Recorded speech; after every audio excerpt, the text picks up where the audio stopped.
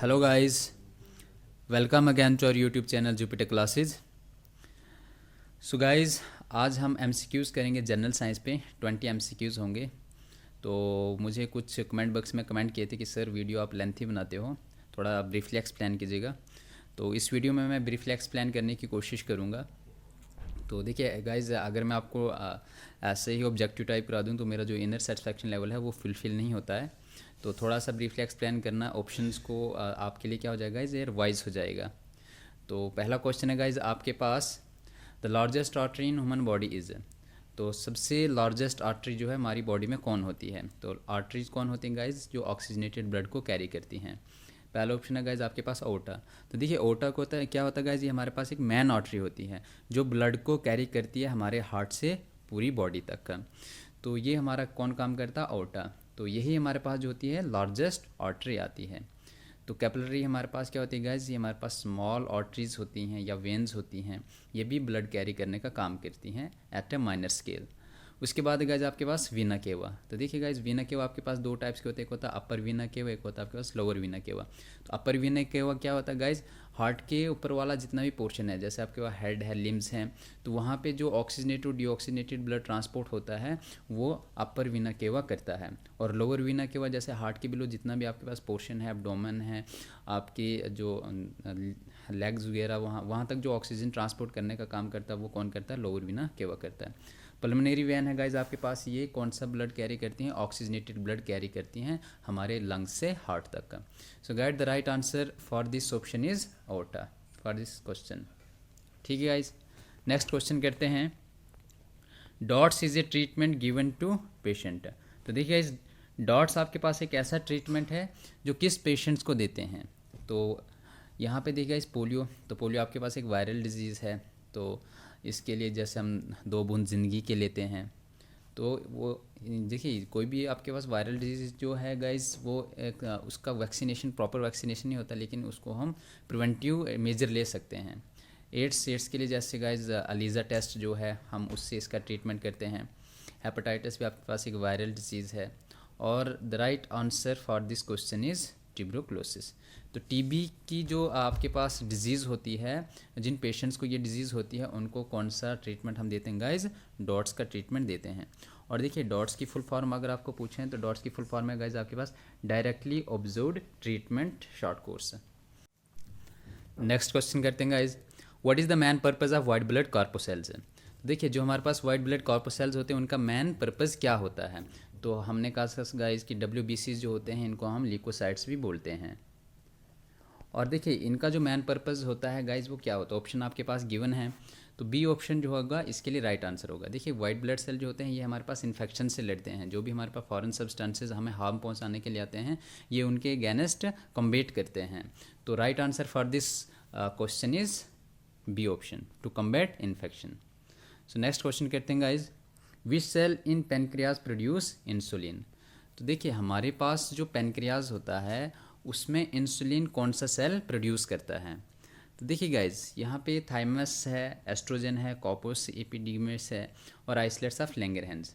सो इसके लिए आपके पास राइट आंसर क्या जाएगा इस आइसलेट ऑफ लैंगरहैंस। तो देखिए आइसलेट्स ऑफ लैंगरहैंस ये आपके पास क्या है, जो एंडोक्राइन सेल्स होते हैं ये उनके लिए एक आइलैंड, हम बोलते हैं कि ये आइलैंड है एंडोक्राइन सेल्स का, जो हमारे पेनक्रियाज में प्रेजेंट होते हैं। अब देखिए लैंगरहैंस जो हैं ये आपके पास क्या थे गाइज, एक जर्मन फिलोजिस्ट थे ये आपके पास, या फिजियोलॉजिस्ट भी हम बोल सकते हैं। और इन्होंने क्या किया था, यानी कि डिस्कवरी ऑफ सेल्स की थी जो इंसुलिन को सिक्रीट करते हैं, तो इसलिए इनके नाम पर जो है रखा गया था नाम आइसलेट्स ऑफ लैंगरहैंस। तो इसके लिए राइट आंसर क्या जाएगा इस ऑप्शन डी। नेक्स्ट क्वेश्चन करते हैं guys, the oxygen liberated during photosynthesis comes from. तो देखिए हमारे पास जब फोटोसिंथेसिस होती है इन प्रेजेंस ऑफ लाइट, तो बोलता है जो ऑक्सीजन वहाँ से प्रोड्यूस होती है वो कहाँ से हमें मिलती है? तो देखिए गाइज वो हमें कहाँ से मिलती है, वाटर से, कार्बन डाइऑक्साइड से, ग्लूकोज से या क्लोरोफिल से। तो वो हमें कहाँ से मिलती है गाइज? वाटर से मिलती है। जैसे जब फोटोसिंथेसिस होती है गाइज तो आपके पास क्या होता है, कार्बन डाइऑक्साइड होती है प्लस वाटर, और प्लस आपके पास यहाँ पे लाइट भी होती है, और ये आपके पास एक प्रोडक्ट देता है गाइज C6H12O6, और प्लस ये आपके पास क्या करता है, ऑक्सीजन को लिबरेट करता है। तो देखिए गाइज यहाँ पे आपके पास कार्बन डाइऑक्साइड, देखिए यहाँ पे हाइड्रोजन जो होता है ये क्या बनाता है गाइज, यहाँ पे ग्लूकोज बना देता है, और यहाँ पे ऑक्सीजन जो है यहाँ पे आ जाता है। तो ये आपके पास हाइड्रोजन जो है ये किसके साथ यहाँ पे चला जाता है गाइज, ये आपके पास यहाँ पे ग्लूकोज बनाता है और यहाँ पे ऑक्सीजन बच जाता है। और ऑक्सीजन यहाँ पे किससे लिबरेट हो रहा है गाइज, वाटर से। तो वाटर का केमिकल फार्मूला क्या होता है गाइज, H2O। तो यहाँ पे जो ऑक्सीजन आपके पास रिलीज़ हो रहा है तो वो वाटर से लिबरेट हो रहा है। तो अगर आप बैलेंस करना चाहोगे तो यहाँ आपके पास क्या जाएगा, 6CO2 होगा, यहाँ पे आपके पास 6H2O होगा, और यहाँ आपके पास 6O2 होगा। तो ये आपके पास क्या होते हैं गाइज, स्टाइकोमेट्रिक कोफिशिएंट्स होते हैं जिनको आप केमिकल इक्वेशन को बैलेंस करने के लिए यूज़ करते हो। नेक्स्ट क्वेश्चन करते हैं guys, which of the following plays an important role in photosynthesis. तो देखिए गाइज यहाँ पे फोटोसिंथेसिस में कौन सा यहाँ पे इनमें से इंपॉर्टेंट रोल प्ले करता है, क्लोरोप्लास्ट, सेंट्रोसोम, टोनोप्लास्ट या नेमेटोब्लास्ट। तो ये आप सब जानते होंगे गाइज कि क्लोरोप्लास्ट करता है। तो क्लोरोप्लास्ट में हमारे पास क्या होता है गाइज, क्लोरोफिल होता है जो ग्रीन पिगमेंट देता है प्लांट को। So right answer for this question is chloroplast. Next question करते हैं guys, the hormone that stimulates heart beat is. तो देखिए गाइज जो हमारी हार्ट बीट होती है तो कौन सा हार्मोन होता है जो उसे स्टिमुलेट करता है, थायरॉक्सिन, गैस्ट्रिन, ग्लाइकोजिन या डोपामाइन। तो इसके लिए राइट आंसर आपके पास क्या जाएगा गाइज, थायरॉक्सिन। तो थायरॉक्सिन हमारे पास हार्मोन होता है जो हमारी हार्ट बीट को स्टिमुलेट करता है। तो गैस्ट्रिन हमारे पास स्टोमक में प्रेजेंट होता है, ग्लाइकोजन जो होता है ये ग्लूकोज को स्टोर करने का काम करता है, और डोपामाइन हमारे पास ये भी हमारे पास हार्मोन होता है जो ब्रेन में प्रेजेंट होता है, और ये आपके पास क्या काम करते हैं, केमिकल मैसेंजर का काम करते हैं न्यूरॉन्स के बिटवीन। सो नेक्स्ट क्वेश्चन करते हैं guys, the xylem plants are responsible for. तो देखिए गाइज हमने प्लांट टिश्यूज़ पढ़े थे जाइलम एंड फ्लोएम, तो उसमें हमने देखा था कि जाइलम जो होते हैं वो हमारे पास वाटर को ट्रांसपोर्ट करने का काम करते हैं, और फ्लोएम जो होते हैं वो आपके पास किसका ट्रांसपोर्ट करने का काम करते हैं गाइज, मिनरल्स एंड फूड। तो इसका राइट आंसर यहाँ पे क्या आ जाएगा guys, transport of water. Next question करते हैं गाइज, ऐसा unit of luminous intensity is. तो देखिए गाइज आपके पास जो ल्यूमिनस इंटेंसिटी है उसका ऐसा यूनिट आपके पास यहाँ पे क्या है, ल्यूमन है, लक्स है, कैंडेला है या वाट है। तो इसके लिए राइट आंसर आपके पास क्या आ जाएगा गाइज, कैंडेला। तो ल्यूमिनस इंटेंसिटी देखिए गाइज, ल्यूमिनस इंटेंसिटी आपके पास क्या होती है, ये लाइट सोर्स की एक क्वांटिटी होती है, और डिफाइनली इसको हम क्या करते हैं कि एक हमारे पास जो लाइट सोर्स से जितने भी हमारे पास आती हैं जो उसकी क्वांटिटी होती है, एक ल्यूमिनस फ्लक्स पर यूनिट कितना होता है। सपोज करते हैं आपके पास कोई एक सरफेस है, तो यहाँ पे जो लाइट सोर्स आ रही हैं, ठीक है गाइज, तो ये इसका फ्लक्स रिप्रेजेंट करता है, यानी कि एक यूनिट में आपके पास कितनी लाइट सोर्स यहाँ से पास हो रही हैं, वो आपका क्या कहलाता है गाइज, ल्यूमिनस इंटेंसिटी कहलाता है। तो इसका ऐसा यूनिट आपके पास क्या होता है गाइज, कैंडेला। वाट का ऐसा यूनिट आपके पास क्या होता है गाइज, पावर होता है। और ल्यूमन भी आपके पास क्या है गाइज, ये भी एक आपके पास ल्यूमिनस इंटेंसिटी का ही यूनिट है, जो क्या करता है गाइज, जितनी भी टोटल क्वांटिटी होती है विजिबल लाइट की, एक सोर्स उसे कितना एमिट कर रहा है पर यूनिट ऑफ टाइम में, तो वो आपके पास क्या होता है गाइज, वो ल्यूमन होता है। तो ल्यूमिनस इंटेंसिटी का हमने बताना है, तो वो उसका राइट आंसर आपके पास आ जाएगा गाइज, कैंडेला। नेक्स्ट क्वेश्चन करते हैं guys, if a bomb dropped from an airplane explodes in mid air. तो देखिए गाइज अगर आप एयरप्लेन से अगर बम को ड्रॉप करोगे तो वो आपके पास मिड एयर में आके एक्सप्लोड कर लेगा, तो उसकी कौन सी एनर्जी जो है वो इंक्रीज़ या डिक्रीज़ होगी। तो पहला ऑप्शन है गाइज यहाँ पे काइनेटिक एनर्जी इंक्रीज़ होगी, टोटल एनर्जी इंक्रीज़ होगी, या टोटल एनर्जी डिक्रीज़ होगी, या टोटल मोमेंटम डिक्रीज़ होगा। तो देखिए जी गाइज जब आपके पास बम एयरप्लेन से ड्रॉप करोगे तो उसका मास और उसकी वेलोसिटी पे जो है उसकी एनर्जी डिपेंड करेगी, ठीक है। और जब वो एक्सप्लोड करेगा तो उसकी जो काइनेटिक एनर्जी होगी वो इंक्रीज़ करेगी गाइस। नेक्स्ट क्वेश्चन करते हैं, fat can be separated from milk in a cream separator because of. तो देखिए गाइस आपके पास जो फैट्स होते हैं उनको मिल्क से हम कैसे सेपरेट करते हैं, और वो कौन से प्रोसेस से सेपरेट होते हैं। तो पहला ऑप्शन है गाइज यहाँ पे आपके पास cohesive force, gravitational force, centrifugal force और सेंट्रीफ्यूगल फोर्स। तो देखिए गाइज ये भी बहुत इंपॉर्टेंट ऑप्शन है यहाँ पे, ग्रेविटेशनल फोर्स क्या होता है, सेंट्रीपिटल फोर्स और सेंट्रीफ्यूगल फोर्स क्या होती हैं। तो कोहेसिव फोर्स क्या होती है गाइज, ये दो सेम मॉलिक्यूल्स के बिटवीन की फोर्स होती है। जैसे आपके पास लिक्विड है, लिक्विड जो है उनके बिटवीन कौन से मॉलिक्यूल्स होते हैं, कोहेसिव मॉलिक्यूल्स होते हैं, और लिक्विड जो होता है उसमें कौन सी फोर्स होती है, कोहेसिव फोर्स भी होती है। तो सेम मॉलिक्यूल्स के बिटवीन की जो फोर्स होती है। ग्रेविटेशनल फोर्स सबको पता है जो अर्थ की वजह से होती है। अब यहाँ पे गाइस सेंट्रीपिटल फोर्स और सेंट्रीफ्यूगल फोर्स है, ये दो कंसेप्ट बहुत ही इंपॉर्टेंट कंसेप्ट रहते हैं और आपके एग्जाम में जनरली पूछे भी जाते हैं। तो देखिए सेंट्रीपिटल और सेंट्रीफ्यूगल फोर्स को थोड़ा ब्रीफली एक्सप्लेन कर रहा हूँ मैं यहाँ पे। तो एक्चुअली आपके पास क्या होती है, कोई एक यहाँ पे आपके पास बॉडी होती है, तो यहाँ पे एक स्ट्रिंग है, कोई भी एक धागा ले लो, इसके साथ यहाँ पे क्या कर दो, एक ऑब्जेक्ट को आप टाइट कर दो, और कोई यहाँ पे एक पर्सन है, वो क्या कर रहा है, इसको अपने अराउंड जो है ये रोटेट करवा रहा है। ठीक है गाइज। अब देखिए यहाँ पे क्या हो रहा है कि ये जो फोर्स इस पे जो फोर्स क्रिएट हो रही है वो आपके पास कौन सी फोर्स हो रही है, सेंट्रीपिटल फोर्स हो रही है, क्योंकि ये जो है इस पाथ पे जो है फिक्स्ड ये ऑर्बिट पे रिवॉल्व कर रहा है, और जो फोर्स लग रही है वो क्या लग रही है गाइज, इनवर्ड, क्योंकि ये इसके इर्द गिर्द घूम रहा है, तो इट मीन्स इस पे जो फोर्स लग रही है वो इनवर्ड फोर्स लग रही है। अगर यहाँ पे ये गाइज इस यहाँ पे जो स्ट्रिंग की वजह से जो इस पर फोर्स क्रिएट हो रही है वो आपके पास सेंट्रीपिटल फोर्स बन रही है, अगर यहाँ पे स्ट्रिंग को छोड़ देता है तो ये यहाँ से क्या जाएगा, इधर के लिए आ जाएगा, क्योंकि इसकी फोर्स जो है वो आउटवर्ड है, लेकिन यहाँ पे जो स्ट्रिंग है इसको यहाँ पे टेंशन इस पे लगा हुआ है, तो इसको ये अपने इनवर्ड फोर्स क्रिएट कर रहा है। तो ये कौन सी फोर्स होती है गाइज, आपके पास सेंट्रीपिटल फोर्स होती है। देखिए सेंटर और पिटल का मतलब होता है इनवर्ड, यानी कि इनवर्ड जो फोर्स आपके पास लगती है वो कौन सी फोर्स होती है, आपके पास सेंट्रीपिटल फोर्स होती है, और आउटवर्ड जो फोर्स लगती है वो आपके पास कौन सी फोर्स होती है गाइज, सेंट्रीफ्यूगल फोर्स होती है। जैसे मैं यहाँ पे एक और एग्जाम्पल देता हूँ गाइज आपको।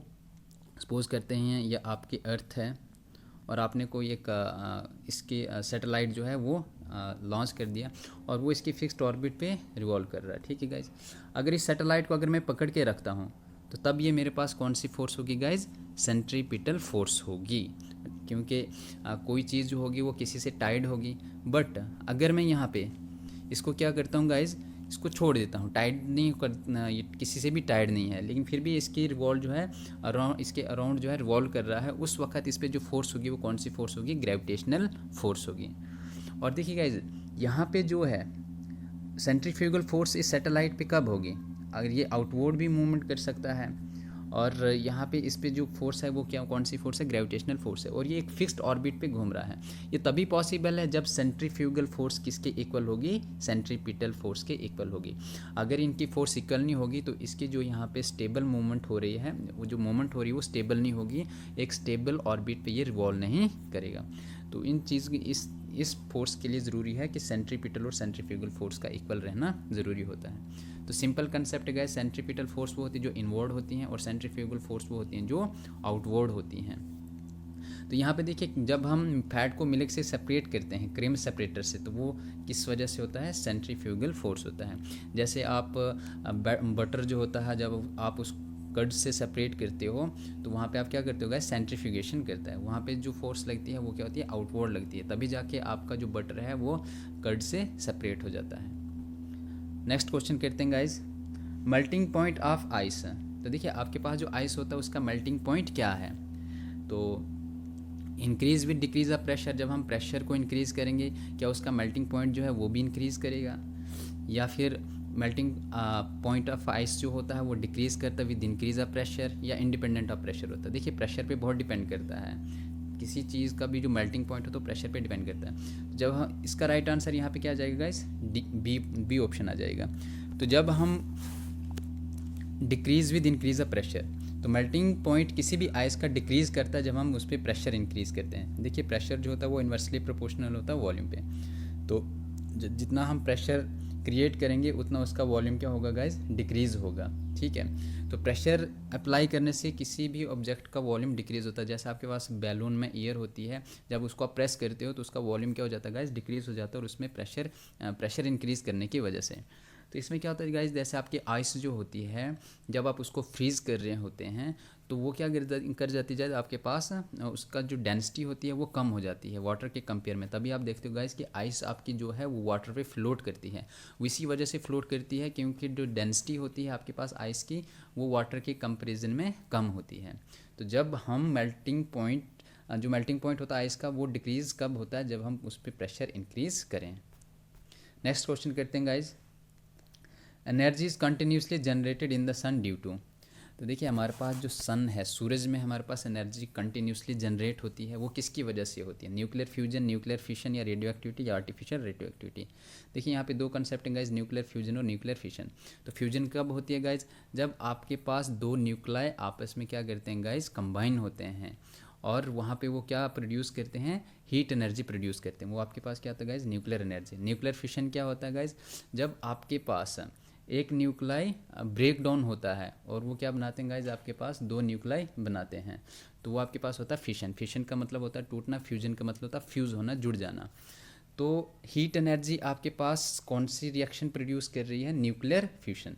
तो देखिए सन में हमारे पास हीट एनर्जी कंटिन्यूसली प्रोड्यूस हो रही है, तो राइट आंसर इसके लिए क्या आ जाएगा गाइज, न्यूक्लियर फ्यूजन।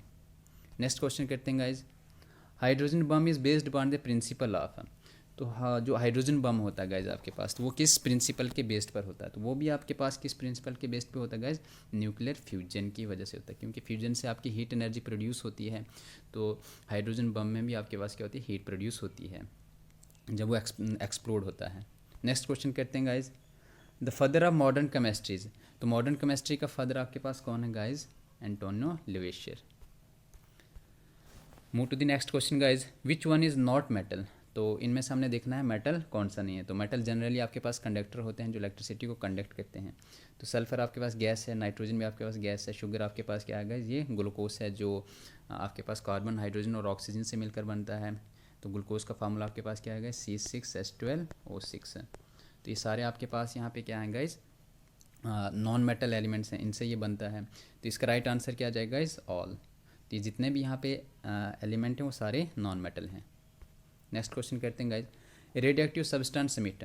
तो जो भी हमारे पास रेडियो एक्टिव सब्सटेंस होते हैं वो क्या एमिट करते हैं, अल्फा पार्टिकल, बीटा पार्टिकल या गामा पार्टिकल या ऑल ऑफ द अबव। तो ऑल ऑफ द अबव इसका राइट आंसर आ जाएगा।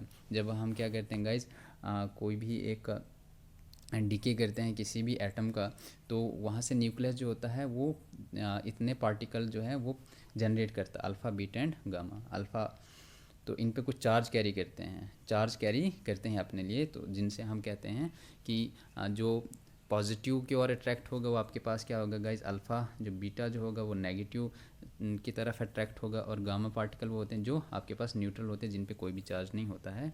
तो जब हमने डिसइंटीग्रेशन ऑफ न्यूक्लियाई करते हैं तो उस वक्त हमें ये पार्टिकल दिखने को मिलते हैं। नेक्स्ट क्वेश्चन करते हैं guys, German silver is an alloy of. तो देखिए जर्मन आपके पास क्या है गाइज, जर्मनी नहीं सोचना, जर्मन कंट्री नहीं है, जर्मन आपके पास एलिमेंट है जर्मेनियम। तो सिल्वर भी आपके पास एक एलिमेंट बोलता है, ये किसकी अलॉय है। तो देखिए आप यहाँ पे सोचते होंगे कि सिल्वर है, इट मीन इसमें सिल्वर जो है वो ज़रूर आता होगा गाइज। तो ऐसा नहीं होता है, जर्मन सिल्वर में सिल्वर एलिमेंट जो होता है वो नहीं होता है। तो इसका राइट आंसर यहाँ पे क्या आता है guys, c option, zinc, copper and nickel. तो इसका जर्मन सिल्वर नाम इसलिए दिया गया गाइज कि जब इनकी अलॉय करते हैं हम, तो जब ये प्रोडक्ट बन के आता है तो ये आपके पास वाइटिश कलर का थोड़ा होता है, सिल्वर कलर की तरह होता है, तो इसलिए हम इसको क्या नाम देते हैं, जर्मन सिल्वर। नेक्स्ट क्वेश्चन करते हैं guys, vinegar is used as a condiment and in the pickling of vegetables and other foods, what is the constituent of vinegar. तो देखिए हमने इसमें देखना है कि विनेगर का कॉन्स्टिट्यूट यहाँ पे क्या है। तो विनेगर जो है इसका केमिकल जो नेम है वो आपके पास क्या होता है guys, acetic acid. Common name है इसका एसिटिक एसिड, और केमिकल नेम इसका क्या है गाइज, इथेनोइक एसिड। तो इसको हम जैसे जो भी हम अचार वगैरह बनाते हैं या पिकल वगैरह जो भी बनाते हैं, वेजिटेबल्स वगैरह फूड प्रिजर्वेशन के लिए हम किसका यूज़ करते हैं, विनेगर का यूज़ करते हैं। नेक्स्ट क्वेश्चन करते हैं guys, which of the following is the best conductor of electricity. तो इनमें से आपके पास ऐसा कौन सा कंडक्टर है जो बेस्ट माना जाता है इलेक्ट्रिसिटी के लिए, ऑर्डिनरी वाटर, सी वाटर, बॉइल्ड वाटर या डिस्टिल्ड वाटर। तो देखिए डिस्टिल्ड वाटर वो होता है जिसको हम जो भी साल्टी वाटर होता है उससे सेपरेट करके लाते हैं, तो वो आपके पास होता है डिस्टिल्ड वाटर। ऑर्डिनरी वाटर जो हम पानी पीते हैं, सी वाटर जो आपके पास समुद्र का पानी होता है, बॉइल्ड वाटर जिसको हम बॉइल करते हैं। तो सी वाटर जो होता है वो बेस्ट कंडक्टर ऑफ इलेक्ट्रिसिटी माना जाता है, क्योंकि गाइज उसमें आपके पास साल्टी वाटर होता है, सी वाटर, और उसमें क्या प्रेजेंट होते हैं, आयन्स होते हैं जो आपके पास इलेक्ट्रिसिटी को कैरी करने में हेल्प करते हैं। तो ये आपके पास बेस्ट कंडक्टर ऑफ इलेक्ट्रिसिटी माना जाता है सी वाटर। सो गाइज़ ये थे आज के आपके 20 क्वेश्चंस, होप आपने सेशन को एंजॉय किया होगा, और कमेंट बॉक्स में अपना स्कोर ज़रूर ड्रॉप करें कि आपने इस मॉक टेस्ट में कितने क्वेश्चंस किए। तो गाइज़, अगर आपको हमारी एफ़र्ट अच्छी लगती है तो वीडियो को लाइक, शेयर, कमेंट और चैनल को सब्सक्राइब कर दीजिएगा। और अभी तक अगर आपने हमारे ऑफिशियल एंड्रॉयड ऐप को डाउनलोड नहीं किया हुआ है, जहाँ पे हम मॉक टेस्ट, सेक्शनल टेस्ट और वीडियोस PDF वगैरह प्रोवाइड करते हैं, तो उसको डाउनलोड कर दीजिएगा। लिंक जो है डिस्क्रिप्शन बॉक्स में गिवन है। Thanks for listening this. God bless you all.